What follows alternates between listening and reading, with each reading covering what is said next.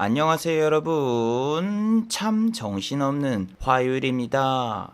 자, 오늘은 코스피와 코스닥이 디커플링이 되면서 마무리가 되었습니다. 오늘 코스피는 플러스 0.20% 상승으로 마감이 되었습니다. 장 초반에는 마이너스 0.13%까지 하락을 하다가 장 중 후반부터서는 다시 상승하는 모습을 보여주었습니다. 반면 코스닥 같은 경우에는 장 초반부터서 플러스 0.1% 상승으로 출발했습니다. 하지만 장 중반으로 넘어가면서 상승폭을 모두 반납하였고, 그래도 이렇게 장 막판에 하락폭을 축소하면서 코스닥은 오늘 생각보다는 견고한 모습을 보여주었습니다. 물론 오늘도 마찬가지입니다. 지수적으로는 코스피와 코스닥이 상승을 했지만 상승과 하락 종목은 어제와 마찬가지로 하락 종목이 더 많습니다.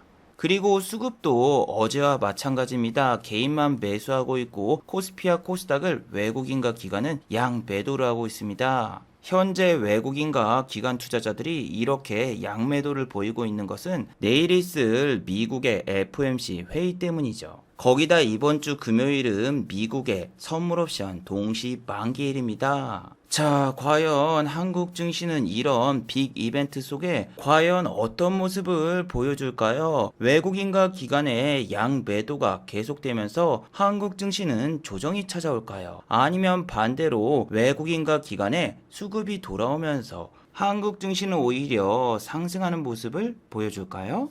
오늘 이 시간에 한번 알아보도록 하죠. 자, 지금 시각이 4시입니다. 시간의 단일가, 유럽장, 미국장, 그리고 야간 선물도 다 끝나지 않았습니다. 그래서 매까지는 배제를 해보고 진행해 보도록 하겠습니다. 자, 그럼 먼저 해외 시황과 국내 시황, 그리고 오늘의 특징주를 한번 살펴보도록 하겠습니다. 자, 그럼 먼저 해외 시황입니다. 자, 오늘은 월요일이라서 아직 다우와 나스닥 그리고 유럽 증시가 개장하지 않았습니다. 그래서 아시아 증시를 먼저 살펴보시면은, 자, 먼저 다우지수입니다. 다우는 어제 마이너스 0.25% 하락으로 마감이 되었습니다. 장 초반에는 마이너스 0.78%까지 하락을 했다가 후반부로 넘어가면서 하락폭을 어느 정도 축소하는 모습을 보여주었습니다. 반면 나스닥 같은 경우에는 종가 기준으로 신고가를 돌파했습니다. 장 초반부터서 플러스로 출발을 했고 장중에 잠깐 마이너스로 전환되었지만 장 막판까지 상승세가 이어졌으며, 미국의 반도체 회사인 마이크론 테크놀로지가 어제 플러스 1.45% 상승으로 마감이 되니까 아침부터서 삼성전자라던가 SK 하이닉스가 이렇게 갭이 뜨면서 출발을 하더군요. 물론 시간의 단일가의 매수 잔량을 보시면은 43,000주밖에 없었기 때문에 투심은 그렇게 강하지 않았어요. 삼성전자의 수급을 보셔도 외국인 투자자는 매수를 했지만 기관 투자자는 매도를 했고, 외국인과 개인이 같이 매수를 했어도 기관 투자자의 매도세 때문에 오늘 삼성전자는 0.50%밖에 상승하지 못했습니다. 물론 SK 하이닉스 같은 경우에는 외국인과 기관의 양 매수가 들어오면서 오늘 1.18% 상승으로 마감이 되었고, 차트만 보셔도 SK 하이닉스는 삼성전자보다는 훨씬 더 좋은 모습을 보이고 있습니다. 11만 5천원대까지 내려갔던 SK 하이닉스 같은 경우에는 꾸준히 상승하는 모습을 보여주고 있고, 반면 삼성전자 같은 경우에는 8만 2천원을 찍은 다음에 연일 하락세를 보여주고 있죠. 그리고 현재 미국의 다우지수는 FOMC 회의와 미국의 선물 옵션 동시 만기일 때문에 이렇게 혼조세를 보여주고 있는데, 지금 현재 FOMC 회의에서는 분명히 테이퍼링이라던가 금리 인상이 거론될 것이라고 보는 여론들도 있고, 연준에서 금리 인상을 한다고 해도 2020년도 말이 아니라 2023년도 말에나 금리 인상을 할 것이라는 이야기도 나오고 있는 상황이죠. 자, 그리고 인플레이션 우려 때문에 여행주들이 아주 박살이 났습니다. 미국의 크루즈 여객선 업체 카니발 같은 경우에는 마이너스 3.94% 하락으로 마감이 되었고, 아메리카 에어라인 같은 경우에도 마이너스 2.29% 하락으로 마감이 되었죠. 델타 에어라인 역시 마찬가지였습니다. 장 초반에는 플러스 0.62%까지 상승을 했으나 마이너스 1.29% 하락으로 마감이 되었어요. 덕분에 한국의 항공주들도 오늘 완전히 박살이 났습니다. 티웨이 항공 같은 경우에는 오늘 마이너스 9.03% 하락으로 마감이 되었습니다. 자, 티웨이 항공 같은 경우에는 어제까지 3일 단일가 매매에 들어갔었습니다. 그렇기 때문에 세력들이 이런 데서는 던질 수가 없었죠. 그래서 오늘 단일가 매매가 끝나자마자 아침부터서 폭풍 투매가 나오면서 시작부터서 이렇게 하방 VI로 밀어버리더군요. 그리고 수급을 보셔도 사모하는 사모펀드와 검은머리 외국인이 전부 티웨이 항공을 매도하고 나왔는데 티웨이 항공뿐만이 아니라 티웨이 관련 주식들이 모두 다 하락하는 모습을 보여주었죠. 자, 티웨이 홀딩스 같은 경우에는 오늘 마이너스 2.99% 하락으로 마감이 되었고 티웨이 항공과 마찬가지로 외국인과 기관의 양 매도가 나왔습니다. 자, 예림당 역시 마찬가지입니다. 오늘 마이너스 3.60% 하락으로 마감이 되었죠. 자, 그런데 여러분, 티웨이 항공이 3일 단일가에 걸렸을 때 계열사 주식들의 주가를 보셨나요? 자, 티웨이 홀딩스 같은 경우에는 티웨이 항공이 단일가에 걸렸을 때도 매일 이렇게 하락하는 모습을 보여주었어요. 만약에 티웨이 항공을 더 올릴 생각이었다라면은 티웨이 홀딩스라던가 예림당의 주식이 3일 단일가에 걸렸을 때 급등이 나왔어야 되는데 그런 모습은 보여주긴커녕 전부 마이너스로 마감이 되었었단 말이에요. 예림당 역시 마찬가지죠. 예림당 같은 경우에는 주식 발행수가 매우 적어요. 거기다가 시장에 유통되는 주식수도 거의 없죠. 나츠노씨 CEO가 이미 지분을 54.29% 가지고 있고 유통되는 물량 자체가 별로 없고 주식 발행수 자체가 얼마 안 되기 때문에 얘는 마음만 먹으면은 충분히 상한가라던가 10% 급등은 1도 아닙니다. 그런데 티웨이 항공이 쉬어갈 때 이런 종목들이 움직임이 없었다? 그렇다면은 티웨이 항공이 단일가가 끝난 다음에도 별 볼 일 없을 거다라고 생각하시는 게 좋아요. 그리고 미국의 항공주들도 52주 신고가를 찍은 다음에 단 한 번의 상승도 없이 이렇게 계속 하락 중이었죠. 그래서 지난주 영상에서 항공주들 같은 경우에는 미국의 항공주라던가 여행주가 같이 움직여야 된다. 안 그러면은 이 종목들이 실적으로 움직이는 게 아니기 때문에 조금 힘들 수 있다. 지난 영상에서도 말씀을 드렸었죠. 그런데 여러분들, 여행주를 가지고 있으신 분들은 이런 기사를 검색해 보셨을 거예요. 자, 한국은 지금 코다리19 백신 1차 접종이 1,300명이 넘어섰다. 그리고 여러분 이제 외국처럼 해피 먼데이 제도가 시작되면서 이번 광복절부터서 대체 공휴일이 확대가 됩니다. 자, 외국에서는 해피 먼데이 제도가 있기 때문에 어떤 휴일이 있더라도 무조건 월요일과 붙여버립니다. 그래서 달력을 보시면은 2박 3일로 쉬는 날이 되게 많아요. 지난번 영상에서도 테슬라 곧버스를 매수했는데 테슬라 곧버스를 팔려고 하는데 분명히 미국 시장이 열렸는데 테슬라 곧버스가 매도가 되지 않았다. 이렇게 이야기하신 분들이 있었어요. 그런데 테슬라 곧버스 상품은 영국에서 만든 상품이고 영국 거래소를 이용하기 때문에 영국 같은 경우에는 보통 휴일을 금요일 아니면 월요일 날 다 붙여버립니다. 그래서 여러분들이 테슬라 곧버스를 매수하실 때는 반드시 영국 달력을 보시고 매수하셔야 돼요. 아무튼 여러분, 올해 8월부터서 이렇게 대체 휴일이 월요일로 지정되면서 한국도 이제 휴일이 상당히 많이 늘어났습니다. 자, 그럼 여러분들은 새우깡처럼 여행주라던가 레저, 스포츠, 호텔, 면세점 관련주에 손이 갈 수밖에 없죠. 자, 하나투어도 보시면 오늘 개인 투자자분들이 순 매수를 했고 외국인과 기관은 양 매도를 했어요. 장 초반에 보시면은 하나투어 같은 경우에는 플러스 0.80%까지 상승을 했으나 종가는 마이너스 0.68%로 마감이 되었죠. 그리고 개인 투자자만 지금 4일 연속으로 매수 중이죠. 이건 제가 어제 영상에서도 여러분들께 말씀을 드렸지만 본인이 주식을 매수하게 되면은 호재 뉴스만 찾게 됩니다. 그리고 좋은 쪽으로밖에 생각을 할 수밖에 없죠. 왜? 내가 공매도 친 것도 아닌데 내가 이 주식이 오를 거라 생각하고 매수를 했지 내릴 거라고 생각하고 매수를 하지 않거든요. 그래서 하나투어라던가 모두투어 같은 경우에는 여러분들이 보시는 이 5일선만 터치하면은 상승을 했기 때문에 이번에도 5일선을 터치하면은 오를 거라 생각하고 이런 자리에서 매수하신 분들이 상당히 많으셨을 거예요. 자, 그래서 여행 섹터 같은 경우에는 미국의 여행 섹터가 내리면서 동반 하락하는 모습이 나왔죠. 자, 그리고 여러분, 어제 미국의 나스닥에서 핫 이슈가 있었습니다. 자, 지난번 클로버 헬스케어 같은 경우에는 장중에 이렇게 100% 이상 상승했던 적도 있었는데 어제는 그렇게 큰 상승이 나오지 않았거든요. 장중에는 6.79%까지 상승했다가 종가는 마이너스 2.46%로 마감이 되었고, 자, 그리고 공매도 쇼스코드의 전설인 주식이죠. 게임스톱 같은 경우에도 어제 마이너스 1.67% 하락으로 마감이 되었어요. 그런데 AMC 엔터테인먼트만 또 오르더군요. 어제 장중에 22.57%까지 상승했다가 종가는 15.38% 상승으로 마감이 되었습니다. 다른 주식들은 다 마이너스로 마감이 되었는데, 이런 종목 같은 경우에는 보통 나스닥 종합지수가 혼조세를 보이거나 하락할 때 상승하는 종목인데 어제는 나스닥 종합지수가 신고가를 갔는데 같이 상승을 했습니다. 물론 지금 프리마켓 시간의 단일가에서는 마이너스 1.04% 하락 중입니다.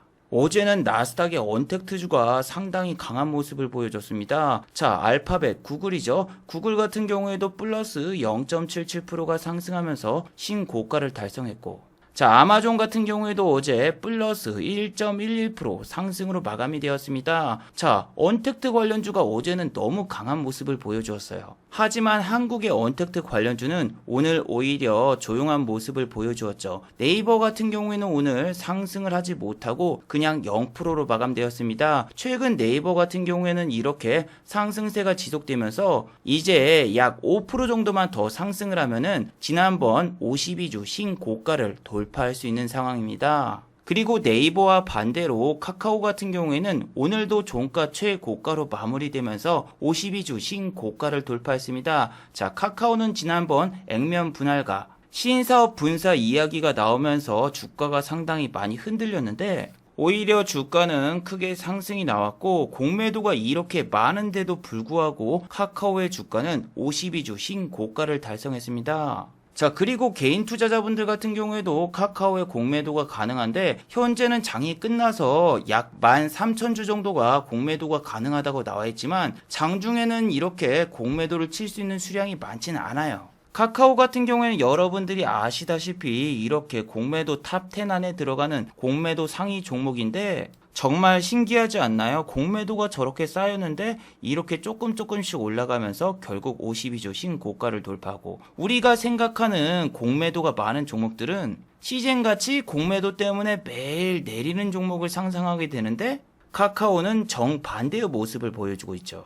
저는 개인적으로 카카오 공매도를 조금 치고 싶은데 공매도 수량이 항상 제가 들어갈 때쯤은 별로 없고 제가 다른 종목에 증거금을 넣어버려서 돈이 없어서 카카오 공매도를 못 치는 경우가 많더군요. 특히 카카오가 빠질 때 시즌처럼 이렇게 하루에 막 10%대 막 20%대 막 이렇게 빠지는 게 아니라 빠져봤자 1.5%, 1.3%, 1.4% 이런 식으로 빠지기 때문에 공매도가 되는 종목 중에서 좀 더 익사이팅한 종목을 찾다 보면은 카카오는 언제나 순위 밖으로 밀려요. 그런데 시즌 같은 경우에는 어제 5%대 반등이 나왔는데 오늘 다시 이렇게 눌러버리는 모습을 보고 정말 대단하다라는 말밖에 안 나오더군요. 저는 저 5%의 상승이 혹시라도 숏스쿼드, 숏커버링이 나왔나 싶어서 대차 잔고를 보니까 대차 잔고가 감소하기보다는 오히려 증가하였고 공매도 대금 같은 경우에도 줄어들었나 살펴보니까 오히려 증가하고 있죠. 자, 그리고 셀트리온 삼형제 같은 경우에도 어제 상승분을 반 이상 빼버리더군요. 자, 어제 셀트리온 헬스케어 같은 경우에는 4.93% 상승이 나왔습니다. 상승이 나온 이유는 셀트리온 측에서 임상 3상에서 유의미한 결과가 나왔다라고 발표를 하면서 어제 셀트리온이라던가 셀트리온 헬스케어, 셀트리온 제약이 전부 상승이 나왔었죠. 어제 셀트리온은 5.84% 상승으로 마감이 되었고 오늘은 어제 상승분의 절반인 마이너스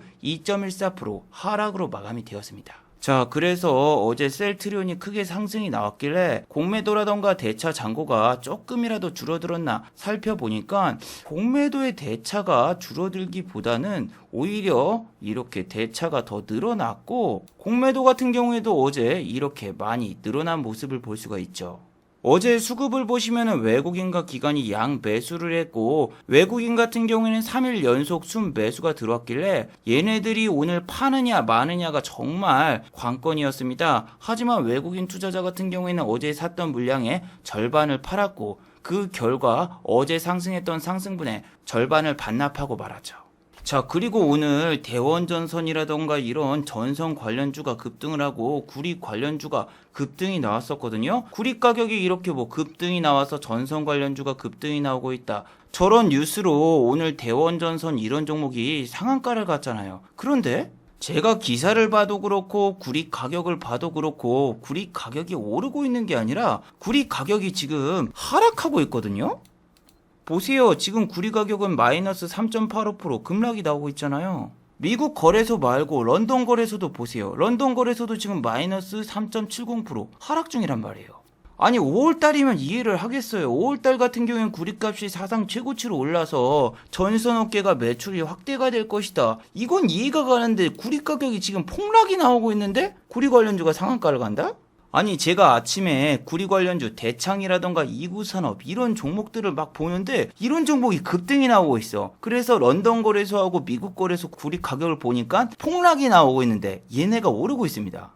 예, 물론 종가에 대창은 많이 하락을 했죠. 장중에 보시면 이렇게 11.26%까지 올랐고 이 종목이 조금만 더 올라갔으면 VI까지 찍을 수 있었거든요. 그런데 VI 찍기 전까지 꼬셔놓고 바로 던져버리더군요.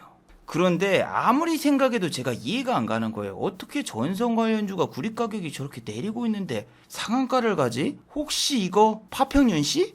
와, 정말이네. 자, 특징주 대원전선 상한가. 자, 대원전선이 왜 윤석열 관련주일까요? 자, 보시면은 대원전선의 민병도 사회이사가 윤석열 전 총장의 서울대 법대 동문이기 때문에 윤석열 관련주라고 하네요. 그리고 대원전선이 움직이니까 같은 전선 관련주 대한전선도 여러분 같이 움직이더군요. 아니 여러분 지금 증시가 정말 신기한 게 뭐냐면은 윤석열 씨 한 분 때문에 그냥 전체 섹터가 다 움직입니다. 예를 들어 볼까요? 디지털조선 같은 경우에는 홍정욱 씨 관련주입니다. 그런데 이번에 윤석열 씨 관련주로 편입이 됐어요. 자, 디지털조선이 윤석열 씨 관련주로 편입된 이유는 마포도 동교동에 있는 연세대 김대중 도서관을 윤석열 전 총장이 방문을 해서 윤석열 관련주로 편입이 되었다고 하네요. 자, 그런데 홍정욱 씨 관련주 KNN이라는 종목이 있습니다. 디지털조선이 오르면서 KNN도 같이 상승이 나왔어요. 어제 같은 경우에는 장중에 16.75%가 상승을 했고 종가는 8.63% 상승으로 마감이 되었죠. 그리고 오늘 같은 경우에는 이렇게 마이너스 1.87% 하락으로 마감이 되었습니다. 그런데 여러분 아침에 디지털조선을 보니까 정말 장난이 아니더군요. 장 시작하자마자 이렇게 빼버리더니 다시 이렇게 급등이 나오고 다시 또 이렇게 급락이 나오다가 플러스 25% 상한가 근처까지 올려놓고 또 빼버리더군요. 오늘 이 종목 같은 경우에는 상한가까지 올렸어야지 단일가에 안 들어가거든요. 그런데 오늘 같은 경우에는 이렇게 11.62% 6,000원을 지지하지 못하고 내려가니까 3일 단일가 종목 지정 예고가 나왔습니다. 내일부터 3일 단일가 지정이 된다는 게 아니라 내일 만약에 디지털조선이 상승할 경우에는 단일가에 걸린다라는 예고장이죠. 거기다가 디지털조선 임원들이 디지털조선을 매도했다라는 이런 안 좋은 악재 뉴스도 나왔죠. 물론 이거는 62,000주밖에 되지 않기 때문에 시세에 큰 영향은 없습니다. 하지만 이렇게 동호회 추천주 스팸 과다 종목에도 지정이 돼 있고 내일 디지털조선이 상한가를 못 가잖아요. 그럼 이 종목은 티웨이 홀딩스, 티웨이 항공처럼 3일 단일가에 들어가 버릴 수밖에 없어요. 그래서 내일이 정말 중요한 자리인데 자, 지금 시간의 단일가를 보세요. 1.37% 상승해서 좋은 게 아니라 단기가열 장치 공시가 나오자마자 이렇게 갑자기 주가를 시간에서 3% 이상 급등을 시켰습니다. 지난번 윤석열 씨 테마주 위즈코프 같은 경우에도 제 6월 2일 영상에서 보여드렸다시피 시간의 단일가에서 상한가를 갈 것처럼 장난을 쳐버리고 결국에는 시간의 단일가에서 상한가를 못 갔단 말이에요. 그리고 그 뒤에 주가가 이렇게 빠졌던 것처럼 디지털조선도 내일 만약에 상한가를 가지 못한다라면은 상당히 위험할 수가 있죠. 외국인 투자자가 이렇게 이틀 연속 매수했는데 내일 잠깐 갭을 뿅 띄운 다음에 다 던져버릴 수도 있습니다. 얘가 내릴 경우에는 1+1 삼각김밥처럼 KNN도 같이 내립니다. 보통은 이런 테마주가 순환매가 일어나려면은 1등주가 저렇게 단기과열 장치가 발동된다? 그럼 1등주가 내립니다. 그럼 2등주가 시간의 단일가에서 갑자기 급등이 나오면서 2등주로 바톤 터치가 돼야 되는데 지금 KN의 시간의 단일가를 보시면은 그렇게 큰 상승이 나오지도 않았죠. 그리고 디지털 조선이 참 신기한 게 윤석열 씨 테마주들은 오늘 대부분 쉬어가고 있었는데 아까 말씀드린 대원전선이라던가 디지털 조선이라던가 이런 애들은 장 초반부터서 급등이 나왔었죠. 자, 그리고 오늘 제가 좋아하는 반도체 섹터, 반도체 관련주인 하나마이크론이 아침부터서 급등이 나오더군요. 아침부터 이 종목만 급등이 나왔지 다른 코스닥 반도체주는 전혀 급등이 나오지 않았어요. 자, 한미반도체 보세요. 보통은 한미반도체가 움직인 다음에 테스가 움직이고 그 다음에 하나마이크론이 움직입니다. 그런데 1등인 한미반도체가 오늘 시초가가 1.1%밖에 되지 않았고 장중의 상승률도 3.79%밖에 되지 않았어요. 물론 하나마이크론도 장 초반에만 잠깐 상승이 나왔습니다. 종가는 이렇게 보시면은 플러스 5.08% 상승으로 마감이 되었고 장중에는 이렇게 10.51%까지 상승이 나왔었죠. 그런데 오늘 장중에 하나마이크론이 10% 가까이 왜 상승이 나왔을까요? 설마 또 윤석열 씨하고 얽혀 있을까요? 그래서 한번 하나마이크론이 오른 이유를 자세히 찾아보니까 자, 일단 하나마이크론 같은 경우에는 윤석열 씨와 관계가 없습니다. 여러분의 주식이 윤석열 씨와 관계가 있나 없나를 검색하시려면은 구글 창에다가 본인의 종목 그리고 윤석열 씨 이름을 넣으면은 기사가 나오는데 일단 하나마이크론은 윤석열 씨와 전혀 관계가 없습니다. 자, 그래서 오늘 하나마이크론 관련 뉴스를 찾아봤는데 그다지 큰 뉴스는 없습니다. 무슨 이유 때문에 오른지 저도 모르겠고 뉴스 기자들도 전혀 파악을 못하고 있어요. 하나마이크론 같은 경우에는 오늘 9시 반까지 잠깐 반짝 오르고 바로 다 빼버려가지고 이 종목은 오늘 11시 반 매매라던가 눌림목 매매를 전혀 할 수가 없었어요. 자, 그리고 여러분 지금 장 어떻게 느끼시나요? 지수는 일단 최고가를 향해 코스피와 코스닥이 달려나가고 있는데 아침에 일어나면은 매일 똑같은 모습을 보고 있습니다. 아침에 개인 투자자만 이렇게 매수를 하고 상승과 하락 종목을 보면은 항상 하락 종목이 더 많아요. 그런데 이거는 제가 스크린샷을 조금 늦게 찍어서 그래요. 9시 5분까지는 상승과 하락 종목을 비교해 보시면은 항상 상승 종목이 더 많거든요. 그런데 왜 종가라던가 장 후반만 가면은 이렇게 하락하는 종목이 늘어난다? 그건 당연하죠. 아침에 외국인과 기관은 갭을 띄워놓고 던져버리는 종목이 너무너무나 많습니다. 자, 제가 지난주 이 영상과 이 영상에서 직접 매매한 걸 보여드렸던 플레이 위드. 저는 3일 전에 플레이 위드라는 종목을 그냥 12,000원에 던져버렸습니다. 장중에 분명히 12,400원까지 올라왔지만 너무 움직임이 더디길래 12,000원에 그냥 던져버렸어요. 그런데 지금 플레이 위드의 가격은 얼마다? 11,300원입니다. 자, 그리고 주가를 자세히 보시면은 아침에 9시 때 계속 12,400원까지 슈팅이 나와요. 약 2%에서 4% 정도 슈팅이 하루에 한 번씩 나옵니다. 오늘 같은 경우에도 보시면은 1.30%가 상승했고 어제 같은 경우에도 2.53%가 상승을 했죠. 이 종목의 특징은 아침에는 빨간불이고 오후장에는 상승분을 전부 반납하거나 혹은 마이너스로 전환이 돼요. 자, 그리고 얼마 전에 매매했었던 DIC 같은 경우에도 똑같아요. 아침에는 살짝 갭을 띄워서 상승할 것처럼 보여주고 종가는 마이너스로 마감이 되고 이날도 아침에 잠깐 상승시켜놓고 종가는 다 빼버리고 그 다음날은 상승시켜주는 것처럼 보여주고 다음날 빼고 오늘 같은 경우에도 아침에 1.67% 상승을 시켜놓고 빼버리고 그 뜻은 뭐예요? 그냥 종가에 사서 아침에 팔기만 하면 먹을 수 있는데 이게 더 갈 거라고 생각하고 요런 데서 사가지고 홀딩하다가는 결국에는 욕심부려서 수익도 못 챙기고 마이너스로 전환된다는 이야기죠. 여러분 이게 지금 2주 연속입니다. 2주 연속. 아침에는 항상 상승하는 종목이 많다가 종가 되면 이렇게 하락하는 종목이 늘어나서 결국에는 종가 기준으로 보면은 지수는 상승했지만 하락하는 종목이 더 많죠. 이런 게 여러분 저점을 낮추면서 점점 빼는 게 제일 안 좋거든요. 아침에 개인 투자자분들이 막 갭이 뜨니까 들어가면은 거기서 무조건 물립니다. 무조건 아침에 갭이 2%에서 3%는 다 한 번씩 떠줘요. 근데 종가는 항상 마이너스야. 오늘도 보세요. 동국아레네스 아침부터서 2.54%막 상승하면서 히토류 관련주가 막 갈 것처럼 보여주고 종가는 이렇게 빵 프로로 마감이 되었죠. 자, 그럼 그 뜻은 뭐냐면은 오늘 아침에 이렇게 2천억, 3천억 매수하신 분들은 시작부터서 물리고 시작하고 내일도 물려 있습니다. 왜냐하면은 계속 저점이 낮춰지면서 내려가니까.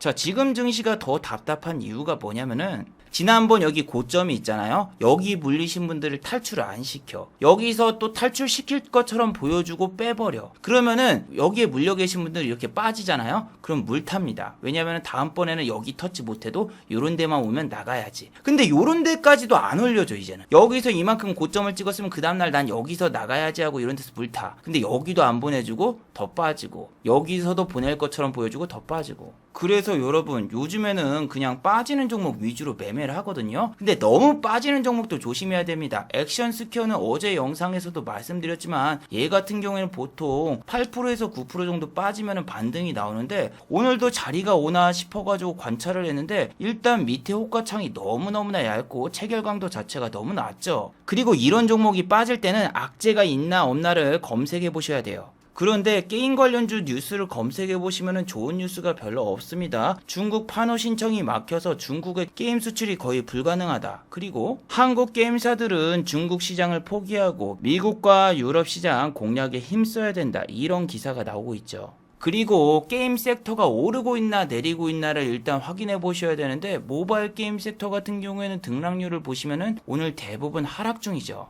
대박인 게 오늘 액션스퀘어 같은 경우에는 무려 18%나 하락을 했습니다. 장중에는 19.66%까지 하락했다가 종가에 약간 올려줘가지고 17.97%가 빠졌고 어제 같은 경우에도 9.58%가 빠졌죠. 그러면은 이렇게 양 이틀 동안 빠진 양을 계산해 보면은 몇 프로입니까? 네, 26%가 빠진 겁니다. 26%. 거의 이틀 만에 하한가 때려 맞은 거죠. 오늘 액션스퀘어가 왜 이렇게 많이 내렸을까? 뉴스를 자세히 살펴보니까 엠벨이라는 게임이 공개가 되었는데 트레일러만 공개가 되었습니다. 트레일러를 보고 평가를 보니까 그렇게 평가가 좋지 않았어요.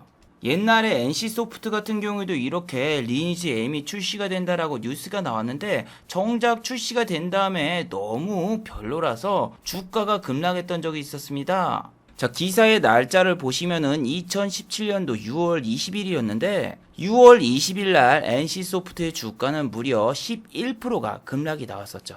그래서 여러분 요즘에는 신작 게임이 출시된다고 하면은 이렇게 팍 오르다가 트레일러가 공개가 되거나 혹은 베타 버전이 공개가 되잖아요. 그러면은 갑자기 주가가 급락하는 경우가 많아요. 그런데 여러분 이런 거는 그냥 뭐 게임주의 사명? 아니 여명 808? 뭐 그 정도라고 생각하시면 되죠. 자, 그리고 여러분 아침부터서 금호타이어도 이렇게 급락이 나오더군요. 무슨 시작하자마자 하방 VI에 걸렸어요. 하방 VI. 자, 금호타이어가 시작하자마자 하방 VI에 걸린 것은 물류 대란에 이어서 고무 가격까지 고공행진, 타이어 업계가 비상이 걸렸다라는 뉴스가 나와서입니다. 자, 내용을 살펴보시면은 한국 타이어와 금호 타이어에 대형 악재가 생겼다. 국내 공장의 생산이 중단이 되고 반덤핑 과세에 경쟁 심화가 계속된다. 아예 대놓고 금호 타이어, 넥센 타이어, 한국 타이어의 이름이 거론되면서 수익성 악화가 우려되고 있다. 이런 기사가 나왔어요. 전 그래서 이 장면을 보자마자 금호 타이어 끝났구나. 악재 뉴스도 나왔고 주가가 52주 신고가를 찍었으니까 큰 조정이 나오겠지 하고 그냥 관종에서 지웠어요. 그런데 아니 제가 화장실에서 MTS를 보는데 MTS에는 금호 타이어를 봤던 기록이 남아있는 거예요. 그래서 금호 타이어의 주가가 살짝 보였는데 와, 오늘 플러스 3.57% 상승으로 마감이 되었더군요. 기관에 대량의 매수가 들어오면서 금호타이어가 상승했는데 기관도 단타 전문인 금융투자라던가 투신이 들어온 게 아니라 연기금이 들어오면서 오늘 상승 전환이 나왔죠. 옛말에 꺼진 불도 다시 보자 이런 것처럼 아나바다 운동을 하면서 이걸 꼭 좀 지켜봤어야 되는데 정말 안타깝네요. 얘가 여러분 오늘 마이너스 4.16%까지 빠졌다가 바로 반등이 나온 거예요. 그래서 아침에 VI가 끝난 다음에 바로 잡았으면 수익을 챙겼을 텐데 아니 제가 어제 이 영상에서 보여드렸잖아요. 금호 타이어 밑으로 빠졌다가 올리는 척 했다가 다시 빼는 거. 그걸 어제 봤는데 오늘 어떻게 다시 들어가요? 자, 그리고 어제 할인 같은 경우에는 이스타항공 입찰을 포기하면서 급락이 나왔었죠. 오늘 같은 경우에도 마이너스 3.67% 하락으로 마감이 되었습니다. 그런데 저는 여기서 정말 웃긴 게 할인이랑 전혀 관련 없는 마니커 FNG, 얘네는 이스타항공 입찰에 참가도 안 했는데 오늘 마이너스 5.27% 하락으로 마감이 되었습니다. 그 이유 중 하나는 바로 지난번에 하림이 상승했을 때 마니커 FNG도 같이 올랐었죠. 그리고 어제는 하림이 급락이 나왔는데도 불구하고 마니커 같은 경우에는 상승했단 말이에요. 그래서 어제 올랐던 상승분을 오늘 전부 다 토해내고 만 거죠. 그리고 아침에 KTB 투자증권이 이렇게 급등이 나왔습니다. 장 초반부터서 상당히 강한 모습을 보였고 오늘 종가 역시 7.15% 상승으로 마감이 되었습니다. 자, KTB 투자증권 같은 경우에는 오늘 52주 신고가를 돌파했는데, 자, KTB 투자증권 같은 경우에는 지난번에 자회사 상장 뉴스 때문에 급등이 나왔었죠. 그 당시에는 우리금융이 유안타증권을 인수한다라는 찌라시가 나오면서 지난번에도 유안타증권과 KTB증권 같은 경우에는 동시에 급등이 나왔어요.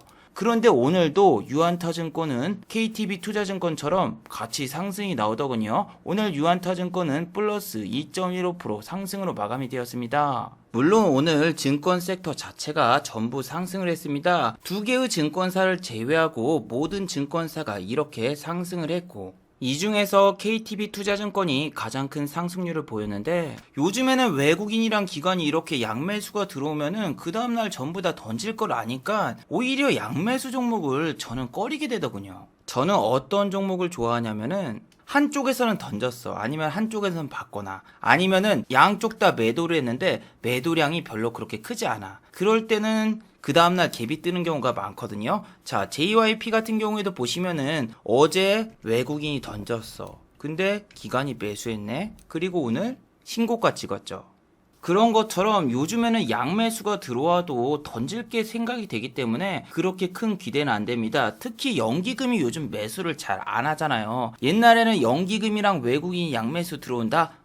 베리 굿 하면서 좋아했는데 요즘엔 매수해봤자 단타의 저항 투신 금융투자가 잠깐 매수하고 다음날 시작하자마자 한 호가에서 두 호가 올라버리면 던져버리고 물론 이런 경우도 있습니다. 외국인이랑 기관이 양 매수를 했어요. 이거는 코스닥 종목이니까 외국인도 검은머리 외국인이죠. 이렇게 외국인이랑 기관이 양 매수를 했는데 다음날 아침에 뉴스 띄우면서 52주 신고가 가면서 아침부터 상한가 이런 거는 정말 베리베리 굿인데 보통 교육주 같은 경우에는 메가MD, 메가스터디, YBM넷이 정석인데 갑자기 비상교육이 1등으로 가는 것도 조금 이상했지만 오늘 이런 종목을 정말 꼭대기에서 잡으신 분들은 오늘 끝났죠. 이게 계단식 하락의 진수를 보여주는 게 잠깐 여기 올리는 척하면서 빼버리고 여기서 또 올라갈 것처럼 해서 빼버리고 그리고 그냥 쭉 지옥행 열차 여기서도 올린 척하고 마지막에도 빼버리고 그래서 영상 초반에도 말씀드렸지만 지금 아침에 빨간불 들어오고 급등하는 종목 사기보다는 종가에 파란불 들어온 종목 사면은 그 다음날 빨간불 들어오면서 아침에 수익권을 주니까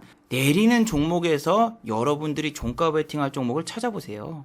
자, 그리고 오늘은 홍콩과 상하이 종합지수가 이렇게 내렸는데도 한국지수가 상승을 했거든요. 물론 개인 투자자분들이 많이 사줬으니까 그런 것도 있지만 내일도 이렇게 상하이 종합지수가 내리는데도 상승이 나올까요? 우리 지수가 지금 미국을 따라가가지고 상승이 나온다고 하면은 오늘 미국의 나스닥과 다우가 크게 빠질 경우에는 한국도 같이 따라갈 수 있다는 이야기거든요. 물론 아직까지 나스닥과 S&P 500 야간 선물만 보면은 크게 빠질 것 같지는 않아요. 하지만 다우하고 나스닥 같은 경우에는 선물 옵션 동시 만기이기 때문에 언제든지 크게 하락이 나올 수도 있고 반대로 크게 상승도 나올 수가 있습니다. 그래서 여러분들이 절대 지금 경계감을 늦추지 마시기 바랍니다.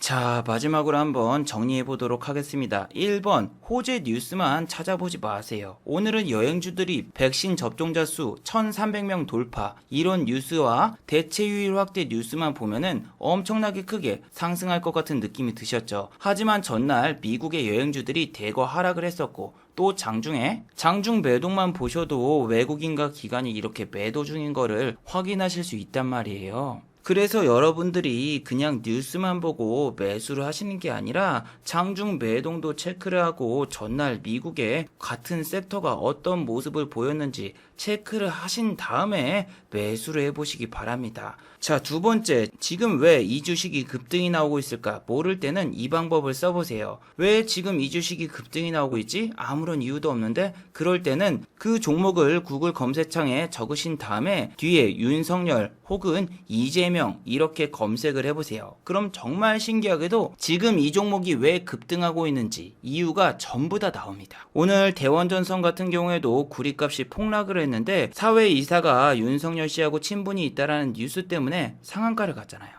그래서 여러분들이 지금 급등하고 있는 종목이 왜 상한가를 갔을까 이유를 모를 때는 이 방법을 써서 검색해 보시기 바랍니다.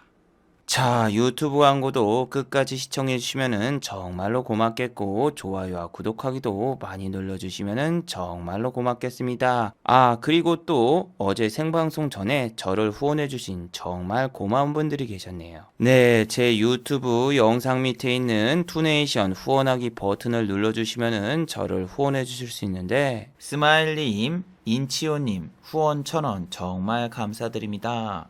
자, 다들 수고하셨고 즐거운 평일 되시기 바랍니다. 다들 수고하셨습니다.